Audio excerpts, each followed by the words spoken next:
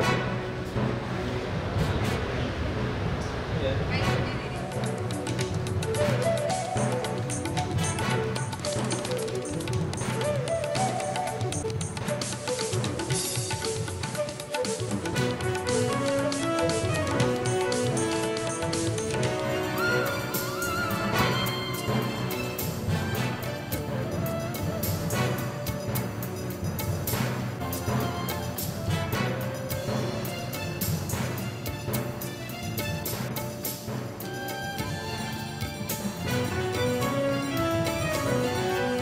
ಕಾರಂತರ ಕುರಿತಾಗಿ ಮಾತುಗಳನ್ನು ಕೇಳ್ತಾ ಇದ್ದಾರೆ.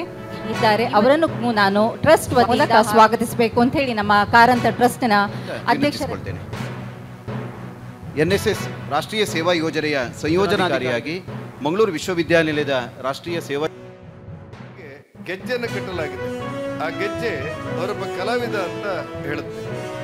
ಒಂದು ಕೈಯಲ್ಲಿ ಡಂಗುರವನ್ನು ಹಿಡಿಯಲಾಗಿದೆ.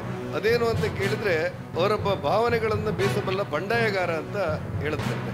ಜನಿವಾರದ ರೀತಿಯಲ್ಲೇ ಒಂದು ಬಳ್ಳಿ ಸುತ್ತಿದೆ ಅವರ ಮೈಗೆ. ಅದೇನು ಅಂತ ಕೇಳಿದ್ರೆ ಅದು ಜನಿವಾರ ಅಲ್ಲ, ಅದು ಪರಿಸರದ ಬಳ್ಳಿ ಅಂತ ಹೇಳಿ ಉಲ್ಲೇಖ ಮಾಡಲಾಗುತ್ತೆ.